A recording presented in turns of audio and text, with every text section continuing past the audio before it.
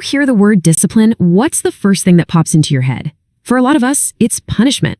But what if we've been thinking about it all wrong?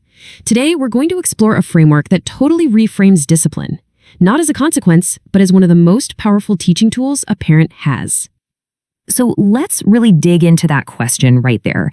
Is discipline about punishment, or is it really about teaching? Because, just that one little shift in how we think about it can change absolutely everything about our parenting. All right, so here's our game plan for this explainer. First, we'll get a really clear idea of what positive discipline actually is. Then we'll get into the right mindset for us as parents.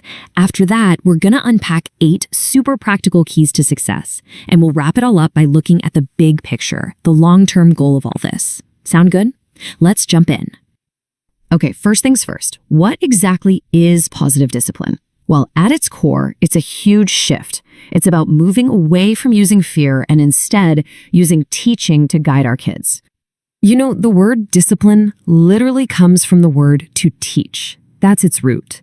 And according to Dr. Ari Brown, the entire goal here is to help your child learn internal self-control, because that's the foundation. That's where real self-confidence and genuine self-esteem come from. And wow, this slide really puts it into perspective, doesn't it? On one side, you've got positive discipline, all about respect, listening, and building your child up. And on the other, you have negative approaches that basically just teach fear. When you see it laid out like that, which path really looks like it leads to a happy, confident adult? So if we want to go down that positive path, it really starts with us, with our mindset. We have to realize this isn't about winning a small battle today. It's about winning the war. It's all about playing the long game. Dr. Brown just hits the nail on the head here. Our job isn't to be popular with our kids. It's not to be their best friend.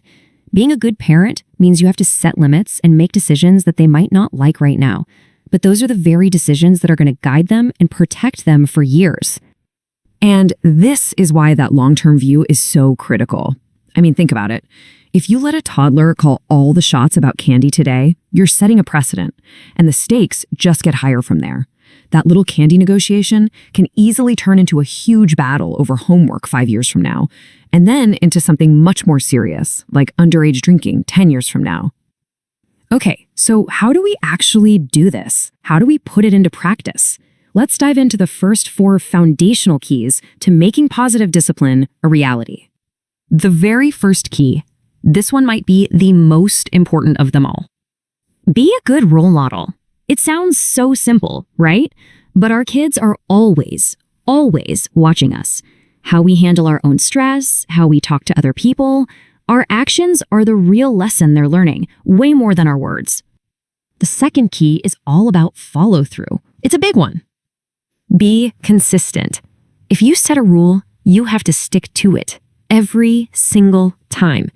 The moment you back down, you've just taught your child that your rules are really just suggestions. All right, let's talk about key number 3, which is all about how you deliver the message. This is so crucial. Be calm and brief. Look, long lectures and yelling, it all just goes in one ear and out the other. A short, calm, to-the-point correction, that's what actually gets heard. And the 4th key in this first group is all about timing. Be quick. Discipline works best when it's immediate. You have to address the behavior right then and there. If you wait until you get home an hour later, the moment's gone and the lesson just doesn't land. Okay, so we've got our foundation. Now let's build on it and expand our toolkit with 4 more absolutely essential keys to success. All right, our next 4, number 5 is a biggie. Pick your battles. You can't make everything a fight. Number 6, be realistic with your expectations for your kid's age. Number 7, and this one is a total game changer, catch your child being good. And finally, number 8, always remind them you love them no matter what. Okay, let's zoom in on number 7 because this is huge. Your child is basically wired to crave your attention. They would much rather get positive attention, hugs, praise, a high five. But if they can't get that, trust me, they will settle for negative attention, like you yelling at them. So if you make a big deal about praising them when they're good, you'll start to see more of that good behavior because they won't need to act out just to get you to notice them. So that brings us to the end, to the most important part of this whole thing, the long-term goal. What is all this hard work really for? What are we building? This right here is such a powerful and important reminder. Your job is to correct a behavior, not to label your child. You have to separate the action from who they are. This protects their self-esteem and makes it crystal clear that your love is unconditional, even when you're setting a limit.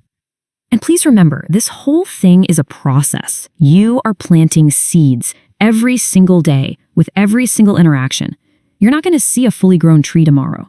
It takes patience, it takes consistency, but the habits and the self-control you're teaching now, those seeds will grow with them for the rest of their lives. So, the final question I want to leave you with is this.